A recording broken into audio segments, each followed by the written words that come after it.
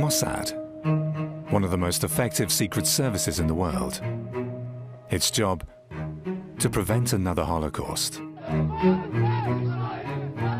You cannot have a true reading of the history of Israel, the history of the whole world, without understanding the secret history of its intelligence services. Mossad licensed to spy, to manipulate, and to kill. Hezbollah commander was killed in a bomb attack. Assassination of a leading Iranian nuclear scientist. Mossad impacts global politics with spectacular operations. Mossad has been involved in every major incident in this region for the past 50 years.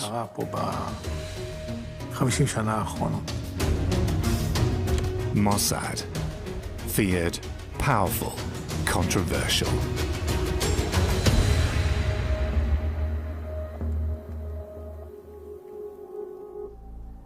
In the early 1980s, the situation along Israel's northern border escalates. Assassins from Palestinian refugee camps in southern Lebanon increasingly infiltrate Israeli territory. Mossad tries to hunt down the top terrorists, but it's powerless in the camps.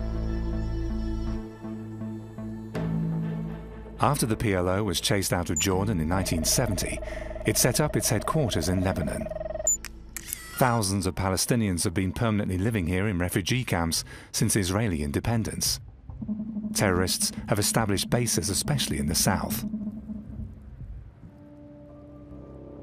Israel's military strikes on those bases haven't solved the problem, but have merely provoked continued terrorist retaliation. Not even a ceasefire with the PLO can stop the bloodshed. More radical forces now set the agenda, ignoring the PLO's official policy.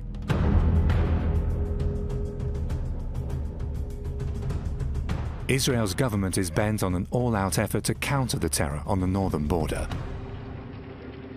Prime Minister Menachem Begin himself once carried out bloody assaults for Israel's independence. He finds his perfect partner in Ariel Sharon, defense minister since 1981. He wants to purge the PLO from Lebanon with a military strike. But Israel cannot simply invade a foreign country. Its leaders embark on a policy of deliberate provocation.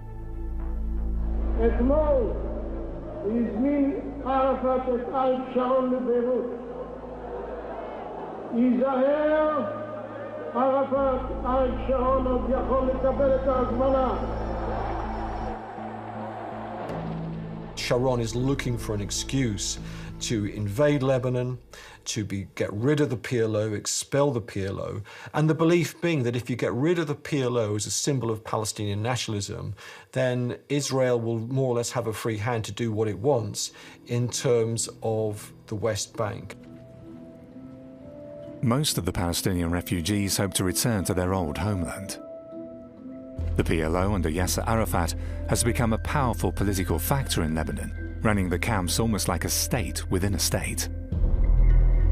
Begin and Sharon are determined to put an end to this.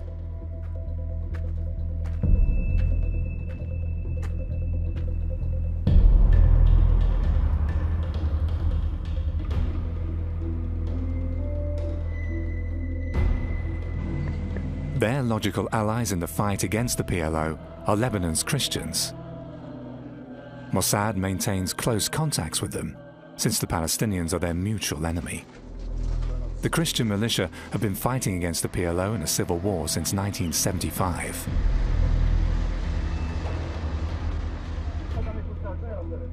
The situation in Lebanon is complex. Various religious groups contend for power with massive foreign support.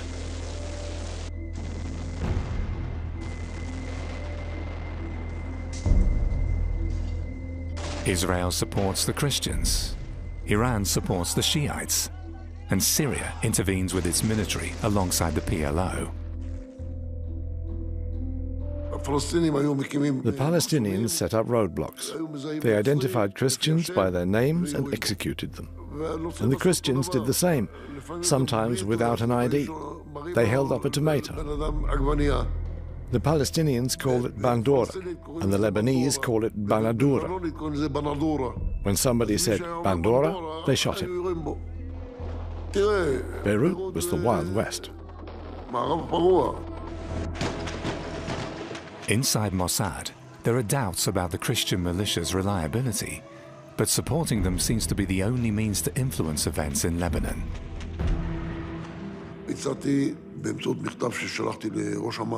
In a letter to the head of military intelligence, I suggested that we help Christian groups in Beirut, based on the principle of my enemy's enemy is my friend. I went over a number of alternatives when I recommended helping the Christians in Lebanon, and none of them included the Israeli army physically entering Lebanon or cleaning out Beirut.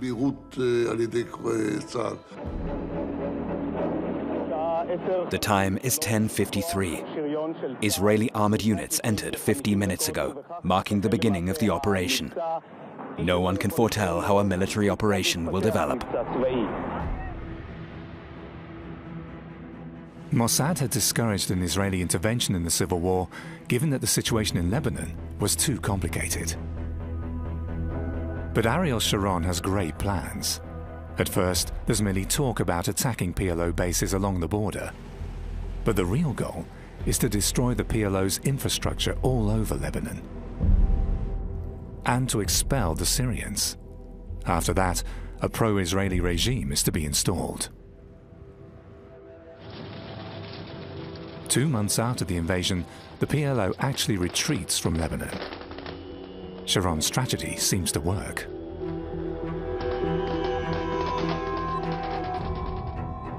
The leader of the Christians, Bashir Gemayel, becomes Lebanon's new president, a man with good contacts to Israel and to Mossad. Est-ce que vous croyez qu'il y aura la paix entre Israël et le Liban? Nous espérons qu'il y aura la paix entre nous et tout le monde parce que les 8 années de cauchemar et de destruction, les 8 années de gens qui ont vécu en dehors de leur maison, qui vivaient à la merci du moindre franc-tireur ou du moindre obus qui pouvait descendre sur nos têtes alors qu'on était dans nos maisons ou dans nos bureaux, tout ceci devra cesser. But Gemayel is killed in September 1982 in a bomb attack, probably carried out by Syria's secret service. His followers want revenge. I was at headquarters that day. The people from Mossad's political department were there with the men from the Christian militia. I saw them sitting there, getting out their knives. Believing that the PLO had killed Gemayel, the Christian militia attacks 2 Palestinian camps. Several hundred civilians are murdered. I'm not a bloodthirsty person. I don't like it when innocent civilians are killed, women and children. But that was a common occurrence during the war in Lebanon. Lebanon is once again sliding into civil war. Mossad has overestimated the Christians. They're unable to stay in power. Israel's intervention fails to put out the fire in the neighboring country, but continues to fuel it. They simply fail to fully appreciate the way that demographic shifts within Lebanon had altered the dispensation of power between the various confessions or the various communities. And I think it allowed Israel to get dragged into the Lebanese quagmire to an extent that it simply was not prepared for. The failure in Lebanon forces Minister Sharon and Prime Minister Begin to resign. Mossad too comes in for criticism. Although its experts originally discouraged an invasion, they're held responsible for having misjudged the situation. The policymakers in Israel had fairly strong political imperatives that would overrule anything that the people in the intelligence services may have warned them about. There was certainly a felt political pressure by the political leaders to do something and do something forceful. We've had the similar sorts of situations here in the United States, and of course the big obvious one is the Iraq War in 2003, following on the heels of the 9/11 terrorist attack in 2001, politicizing and selectively using intelligence. Politicians and their secret service are at loggerheads. Who is to direct whom? As always in a case of failure, no one wants to take the blame.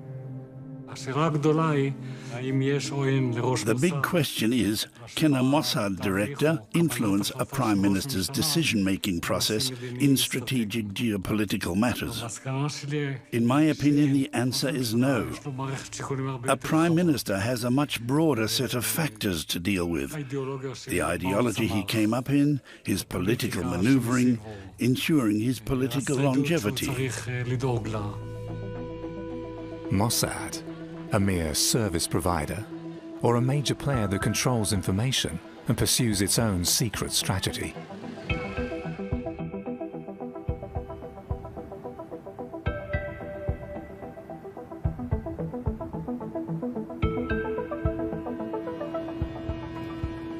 Mossad's real power becomes conspicuous in East Africa.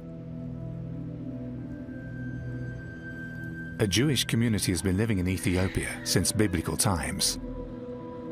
In the early 1980s, tens of thousands are increasingly at risk of violence and hunger.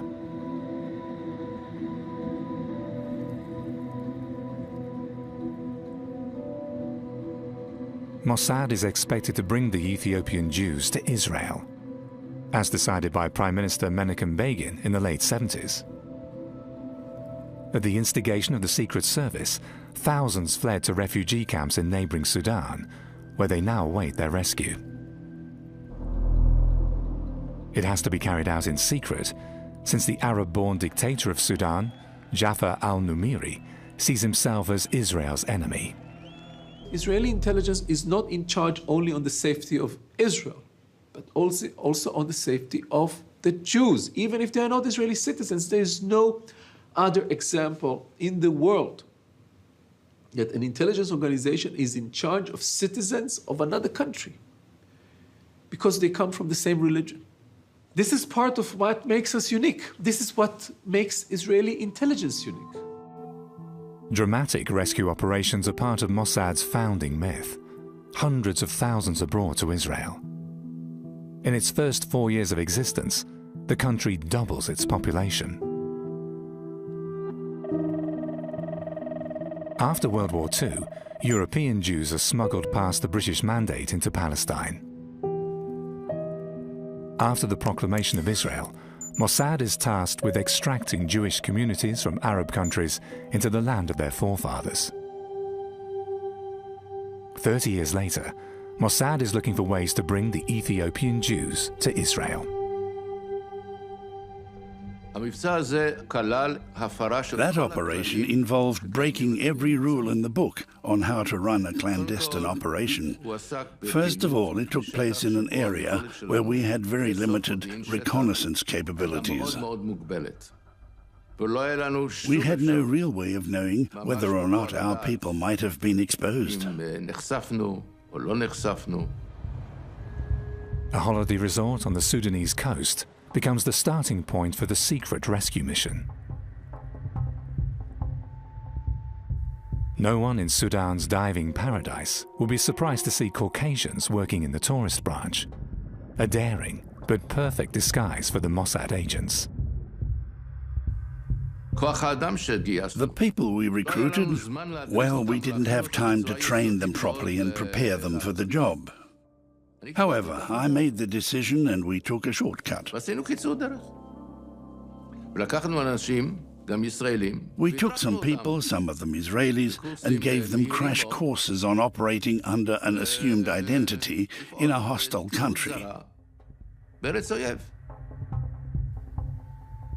Disguised as European and American resort staff, the Mossad agents live undetected for years in Sudan. They successfully manage the diving resort. Travel guidebooks are full of praise for them. During the day, they take care of the resort's guests. At night, they smuggle Jews out of the country. I was co-founder and manager of the resort. In Israel, Gad Shimron is a journalist and a Mossad agent. Among other things, I was a windsurfing instructor, a boat operator. We even brought the first windsurfing board into Sudan. We had it flown in from Israel on a military plane. With time, life in the diving paradise becomes routine. The agents have a casual relationship with the tourists, Yet more than once, they end up in tricky situations that endanger their cover. If word gets out about them being Israeli, their lives would be at stake. We knew that if we were careless, we could sink the whole operation. It was surreal to think that while we were at the resort having fun, dancing with the guests at a party, the very same night at the back of the resort, there's a convoy of trucks transporting Jews to an evacuation point.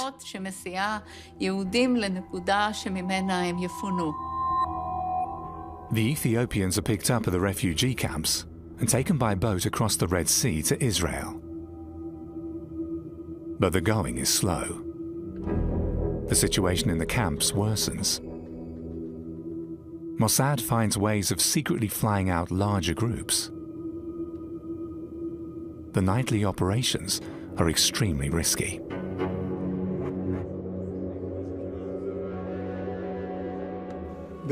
Once we stumbled into a Sudanese army ambush. About 60 Sudanese soldiers suddenly emerge from the dark, armed with AK-47s. Suddenly I see Danny with his hands in the air, shouting at the officer, "You're a moron, you're an idiot. I work for the tourism industry. I take tourists on nocturnal dives and you open fire on me? I'll be in Khartoum tomorrow and lodge a complaint with the chief of staff." The officer, all embarrassed, mumbled an apology, gathered his men and left. There are several clashes with Sudanese soldiers. But Mossad manages to carry out further transports by bribing the ruling dictator with considerable sums. Of course, it's all discreet and secret, so Sudan can keep face in the Arab world.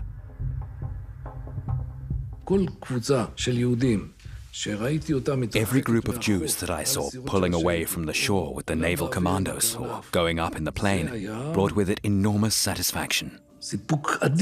The people in the Mossad, they are not immoral.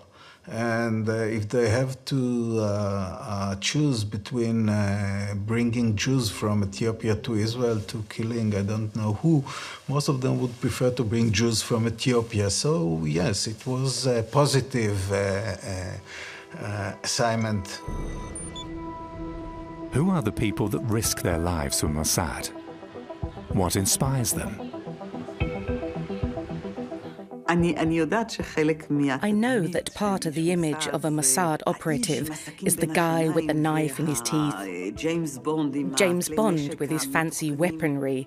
Yet the most dangerous thing would be to get caught with a weapon in a country where you're not supposed to be. So you don't carry weapons. Your weapon is your identity, your cover story. To keep from blowing their cover, the agents almost always have to hide their Jewish identity, which might cost them their lives in enemy territory. Despite the considerable personal risk, Mossad has never had trouble recruiting agents.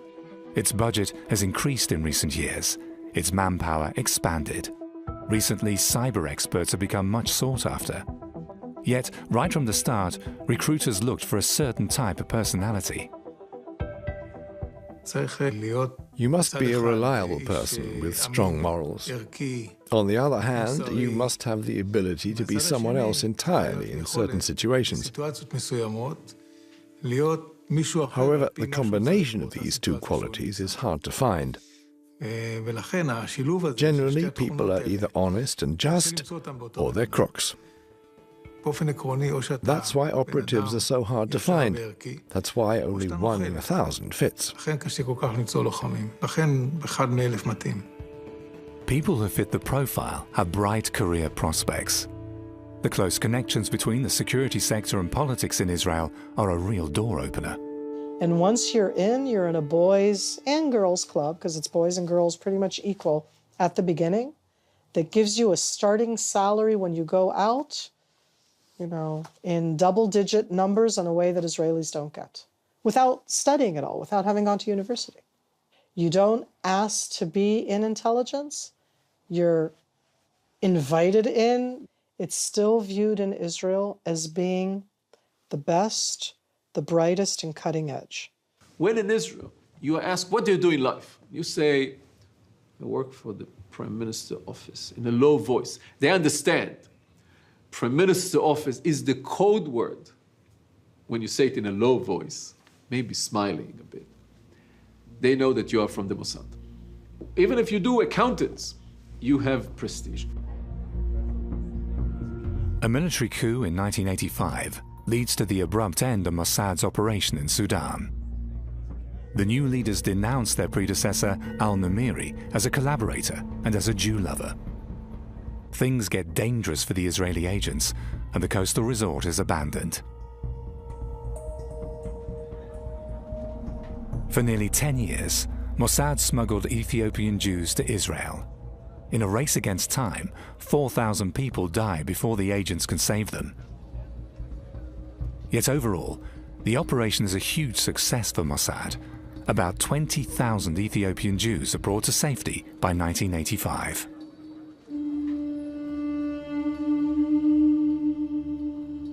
However, integrating African Jews continues to be a challenge for Israel.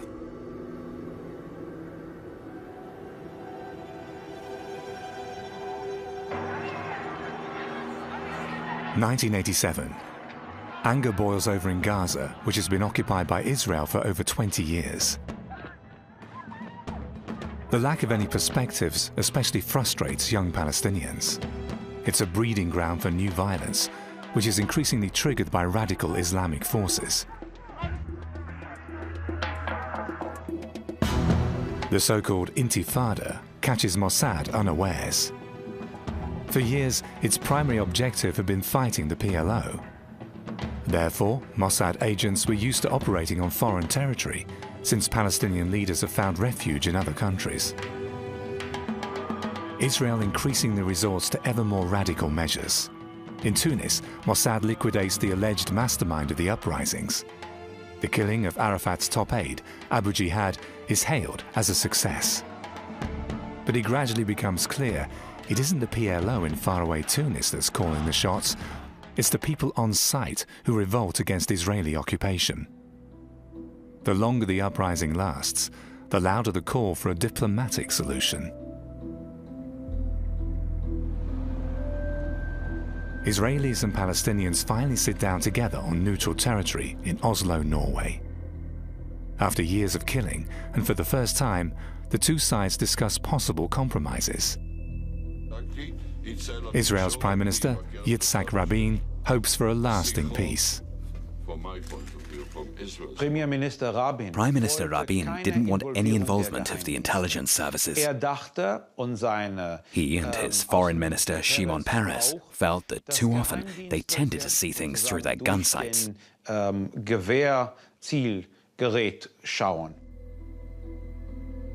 The Mossad chiefs, however, see themselves as diplomatic players. After all, they have been actively involved in the peace treaty with Egypt. But now they're sidetracked by their own political leaders. The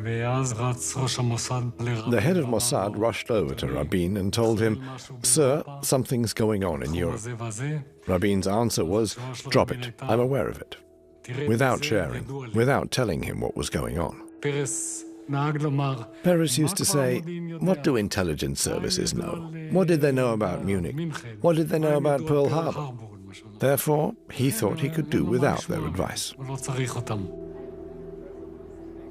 As a result of the Oslo talks, Israel and the PLO signed a peace treaty in Washington in 1993. Yitzhak Rabin and Yasser Arafat received the Nobel Peace Prize the following year.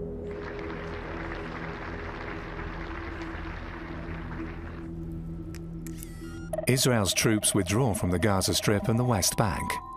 From now on, both territories are under Palestinian self-government. In return, the PLO agrees to establish a security force to put an end to the assaults on Israel. Matters of dispute, like the Israeli settlements or the status of Jerusalem, are left unresolved. But Yasser Arafat no longer speaks for all Palestinians. A new radical force has gained in strength, the Islamic terror organization Hamas. Their goal, a theocracy and the destruction of Israel. Sheikh Ahmad Yassin founded Hamas with the outbreak of the Intifada in 1987. An Israeli court sentences him to life in prison, but that only makes Hamas stronger. After the peace accord, Israel expects the PLO to take action against Hamas's terror, since operations carried out by Israeli intelligence could endanger the peace process. The main approach was that the Hamas is a problem, but as long as Yasser Arafat and the Palestinian Authority want to continue and see an interest in continuing the peace process, they'll take care of the Hamas. The problem was that at a certain stage, the Palestinian leadership decided probably to slow down or its war against the Hamas, and these were where the troubles started. A fatal error. Hamas's suicide attacks stun Israel's cities. The Islamists want to undermine the peace process. Mossad has no remedy for dealing with the new threat of fanatic suicide attackers.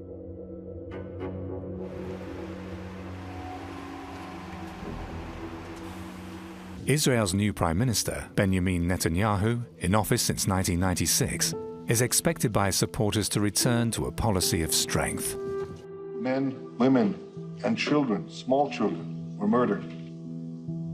As Prime Minister, it's my responsibility to do everything in my power to fight this terrorist evil.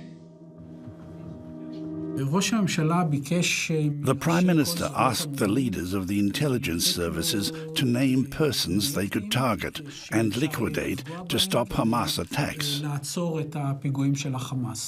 At Mossad, we worked on finding out who we could get close to. But the leaders of Hamas were in Amman, Jordan, and we couldn't get near them. We had to know where they lived, what car they drove, where they worked, what routes they took, all details that made it possible to liquidate them. For operations in Jordan, Mossad has to create a new basis first. The Secret Service had withdrawn from there to a large extent in 1994, so as not to endanger the peace treaty. Yet now, peace, once more, has given way to fighting and killing.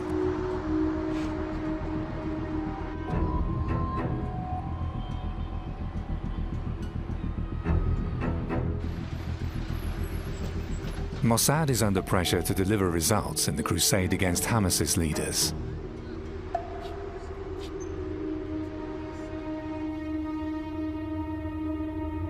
Mossad agents prepare a list of possible Hamas targets in Amman. However, their superiors hesitate.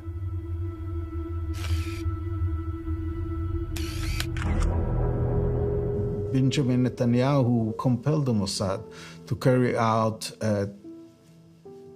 an act in Jordan, and the Mossad didn't want to do it, and Netanyahu pressured the Mossad. Sometimes politicians need to show the public some results. And then the easiest outlet is the Mossad or the IDF, the Israeli military. Netanyahu wants to strike at the heart of Hamas. Khaled Mashal, Hamas's Politburo chief in Amman, becomes the first target. Nothing should suggest an Israeli strike. Jordan's government fears Palestinian uprisings in the refugee camps.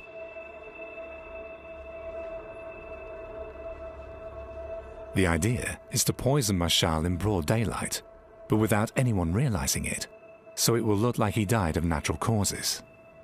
The unit experimented on unsuspecting people on the street.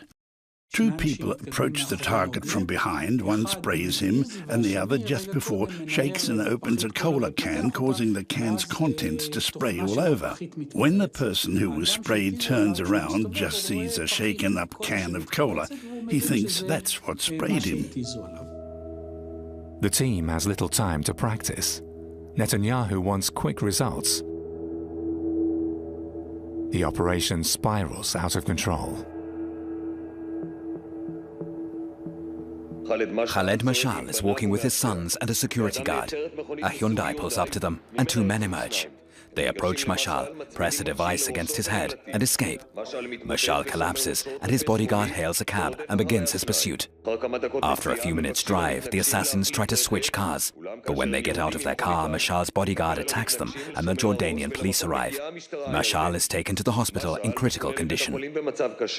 I think there was something very positive there, but their excessive motivation led to a serious mishap. Because my briefing was, if there's anyone near Mashal, no matter who, do not act. And Mashal unexpectedly came out with his driver and two children, and our people went ahead anyway. Mashal is a mortal agony. Two Mossad agents are exposed and end up in custody. The peace agreement with Jordan hangs by a thread.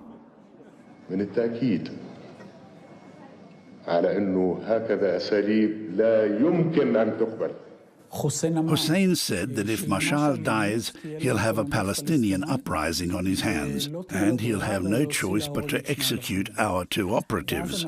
So they decided to make a deal with Hussein. We'd save Mashal's life using the antidote, and the two captured agents would be released. Grudgingly, Israel consents to save the terrorist's life. Nevertheless, diplomatic relations with Jordan are severely disrupted. Former Mossad Deputy Director Ephraim Halevi is summoned.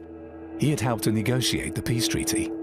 He was about the only Israeli who King Hussein of Jordan was willing to trust in trying to negotiate some form of a resolution to the crisis without a formal break in diplomatic relations, and perhaps even worse, the outbreak of hostilities between Jordan and Israel. The great strategic aim of Halevi was to rescue that peace treaty with Jordan, which ultimately was worth more longer term for the stability of the region and indeed the security of Israel than the removal of an individual from the leadership of Hamas.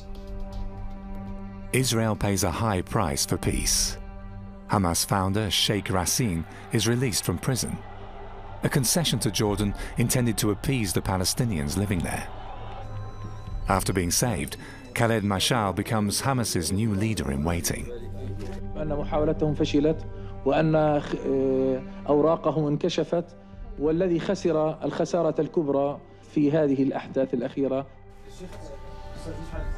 Mossad's operation was supposed to weaken Hamas and curb the suicide attacks.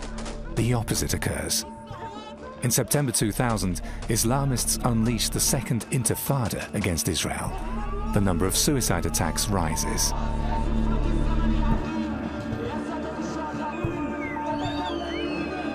Mossad, Israeli military intelligence, and Shin Bet were suffering, I think, the lowest ebb of their history.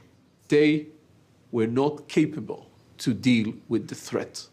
And in the words of Avi Dichter, who was the chief of the Shin Bet at that time, he said, "We did not supply the citizens of Israel the shield they deserved."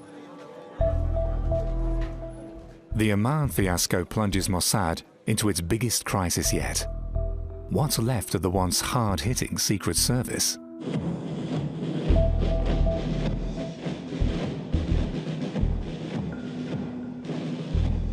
After the millennium, a new powerful adversary appears on the scene: Iran. Mossad must reset its sights. The Islamic Republic sees Israel as its sworn enemy and has been excluded from all peace-seeking efforts in the Middle East. Part of the Iranian response to being excluded and snubbed was, it was back then that they started ramping up, increasing their material aid to the likes of Hamas and the Palestine Islamic Jihad. They were basically saying, okay, if we're not going to be part of this process, don't expect us to support it, and don't be surprised if we undermine it. And that's basically what they did. Iran sets up a network among Israel's enemies. It maintains close contact to Bashar Assad's regime in Syria. It supports the Shiite Hezbollah militia in Lebanon with arms, money, and fighters. Yet also the hostile Sunnite Islamists in the occupied territories receive aid from Tehran. It's a surprising alliance of convenience. Sunnites and Shiites have been separate confessions within Islam for more than 1,000 years. About 15% of Muslims worldwide are Shiites, and most of them live in Iran. As for Sunnites, like the Palestinians, Shiites are adversaries. But in the fight against Israel, the confessional dispute seems insignificant. In 2002, Meir Dagan becomes the new head of Mossad, a military man who fundamentally reforms the Secret Service. To him, the main adversary is Iran. Meir Dagan was characterized as a more robust director of the Mossad and was often seen as giving back teeth to the Mossad. He came in and he said, stop all the talking. We're about actions, not about talking. And he focused the Mossad for 8 years, action-based, clear operations. And I think that it took the Mossad at a very critical place from being talking and suddenly becoming kind of almost soft diplomacy and behind the scenes, into a place where they were very effective. Mossad agents, previously often deployed in long-term undercover missions, are now expected to deliver tangible results. Data are valued according to their benefit for short-term operations. Dagan orders Mossad to focus on 2 main objectives. First, fighting the anti-Israeli network behind terrorism. Second, Iran's nuclear program. Since the late 90s, Mossad is aware of nuclear sites in Iran. Officially, they're used for civilian purposes only, yet Israel feels threatened by the destructive potential in the hands of an enemy. رژیم صهیونیستی درخت خشکیده و پوسیده است که با یک طوفان در هم خواهد شکست. When Meir Dagan takes office, Mossad analysts estimate that Iran could possess nuclear weapons within a few years, a mortal danger.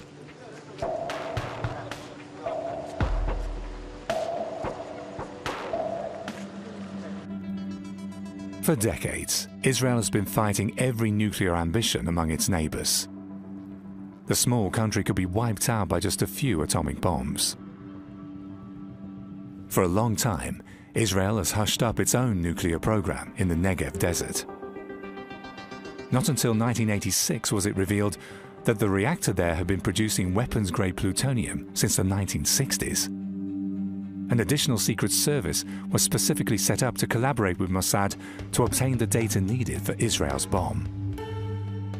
To date, Israel is considered the only nuclear power in the Middle East, and Mossad does everything to keep it that way. When Iraq's dictator Saddam Hussein builds a reactor in the early 80s with French support, Mossad tries to stall the program with diplomatic pressure and sabotage. Then Israel's government orders an airstrike.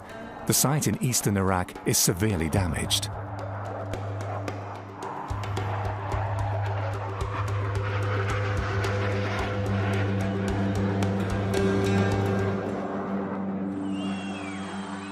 In 2007, Mossad is startled by information about a nuclear project in Syria. Once again, the Secret Service recommends an airstrike, but this time undercover. Israel doesn't go public with it until 10 years later. The message from the 2007 attack on the reactor is that Israel will not tolerate any construction that can pose an existential threat to the State of Israel. This was the message in 1981, this is the message in 2007, and this is the future message to our enemies. However, airstrikes against neighboring countries entail high risks.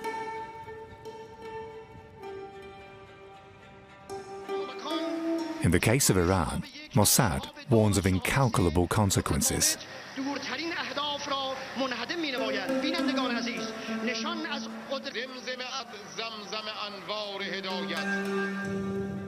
Meir Dagan was the new Mossad director. I don't want to go into detail, but he was in favor of any action that would stave off the need to scramble our jets. Dagan prefers to secretly weaken Iran using unconventional alliances. Meir Dagan told me we needed to focus on the Arab world, that we needed to invest in countries that didn't have official ties with us. Many Arab countries, particularly those with a Sunnite majority, consider Iran to be as dangerous as Israel. By collaborating with Israel, they see an opportunity to ward off Iran's nuclear threat. Sharing secrets with the Arabs? Resistance is fierce within Mossad. But the new policy provides important access to Iran. Israel wants the West to join in and intensify the pressure on Tehran.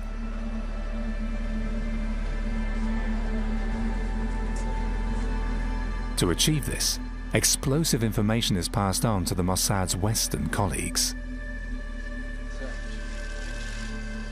There is no question that the Iranian threat is not just a threat for Israel, but for the whole world. Iran is dangerous, and they'll be even more dangerous if they learn how to enrich uranium.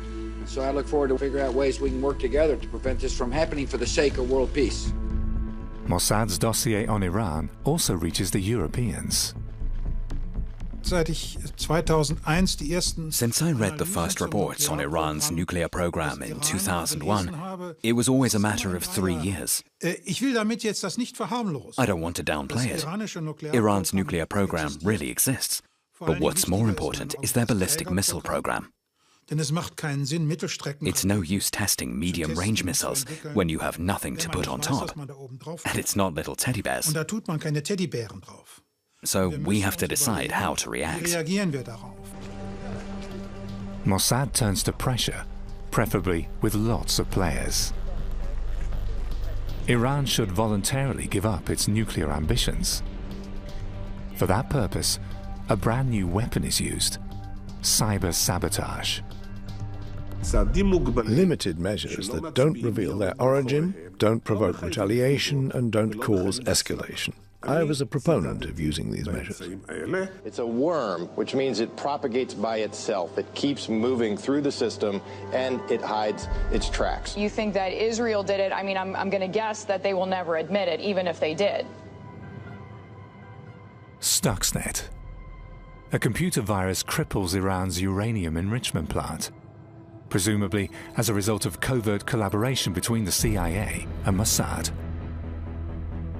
In addition to the digital possibilities, Mossad also uses an age-old method. In order to stop an Egyptian missile project 40 years ago, Mossad targeted German specialists. Now, 6 scientists working on Iran's nuclear program are liquidated.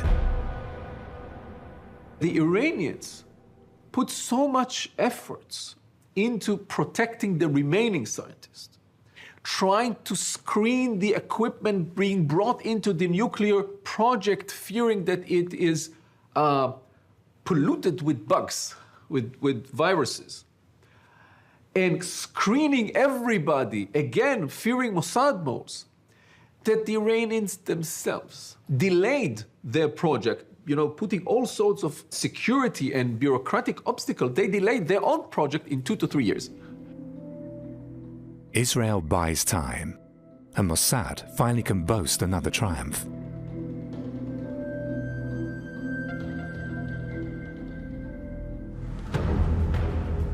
More than 700 kilometers of walls and fences are intended to protect Israel from the West Bank's assassins. Mossad teams attack the masterminds of Hamas's and Hezbollah's terror.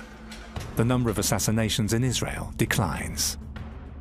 Lebanon's Hezbollah says Israel assassinated one of its top leaders. Imad Maghniya, one of the group's top military commanders, died in a car bombing in Syria.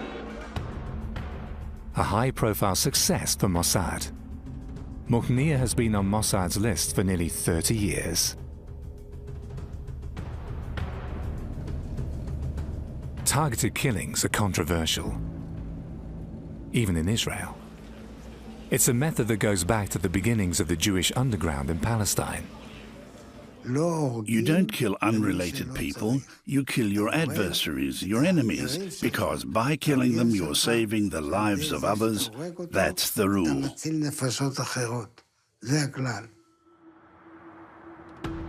Since World War II, Israel has liquidated more people than any other Western country. According to estimates, at least 2,000 people have been killed.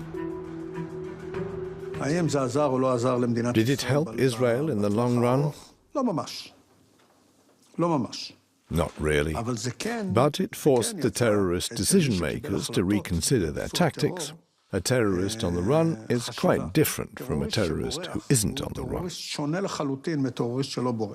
Intelligence organizations can be quite effective in combating terrorism, but the problem is that they don't solve the problem. The problem is political, economic, societal, cultural, education, and you have to deal with the sources of the problem. Otherwise, it will always be a war between intelligence organizations and terrorists.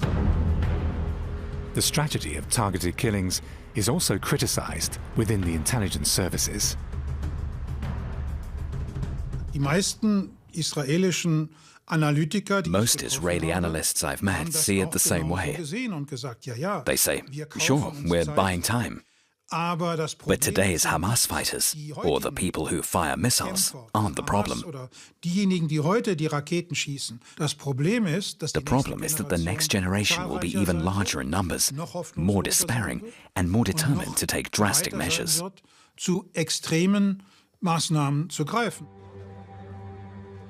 Yet it isn't Mossad's agents who decide the way terrorists will be fought, it's Israel's voters. And the majority of them is in favor of a crackdown. Israel comes from a very security background position. And that's not necessarily the frame in much of the Western world right now. Part of the challenge of today's world, and it's happened in the past before, is that most people want it to be, you're either with us or you're against us. And most people aren't willing to go to the place of, I can agree with both sides. In 2010, a Mossad operation causes international outrage. Agents are filmed by security cameras while liquidating a man in Dubai. The target is a top Hamas functionary. In Israel, there's a show of solidarity for Mossad. Many people apply. Others offer their passports as a cover. The following Purim, which is our Halloween, the most popular costume was to have tennis clothes, a gun, a shirt saying I'm from the Mossad, and a tennis racket. Mossad and Israeli intelligence are the last cow that was not slaughtered in the Israeli public opinion. The ones who are keeping you safe, risking their own lives, are the people from the Mossad and the rest of the Israeli intelligence. A monument near Mossad's headquarters in Tel Aviv, commemorating the men and women who have fallen in the line of duty. Casualties of a war that will never end.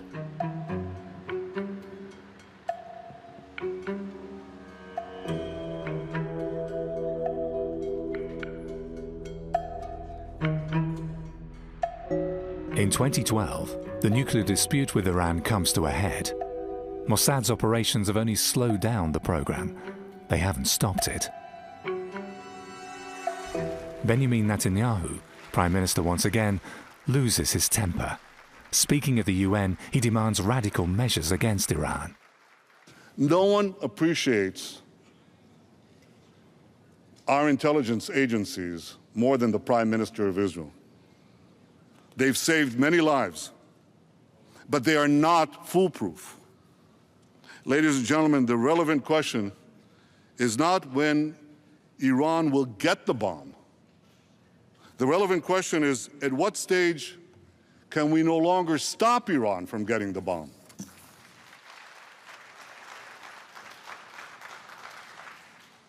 A red line should be drawn right here. He was ready, he was willing to go to war against Iran. There is something fetishistic in Netanyahu's mind about the Iranian nuclear project, and we pay a price for this because it turns Israel into Iran's main target in the Middle East, and we shouldn't be Iran's main target. They can have other targets. They don't need us. The intelligence services use their influence to prevent an airstrike. The strategy seems to pay off. In 2015, Iran signs an agreement. The United States has achieved a comprehensive long-term deal with Iran that will prevent it from obtaining a nuclear weapon. When you eventually realize what you're dealing with and that you have increasing power to decide things, you grasp that you have a crucial influence on events. And then you can stop really terrible things from happening. But hope only lasts for a short while. In 2018, Mossad agents get hold of secret documents, alleged proof of forbidden nuclear activities in Iran. Prime Minister Netanyahu makes them public. Another 55. Iran lied. US President Donald Trump terminates the nuclear agreement with Iran. The time for talks in the Middle East is over. I think that the main problem with the Mossad and the successes of the Mossad is that they help policymakers solve problems, and therefore they allow the policymakers to avoid going through more fundamental solutions to the problem. Warmonger and peacemaker. Mossad has been both throughout its existence, and its brief to protect Israel won't be any easier in the future.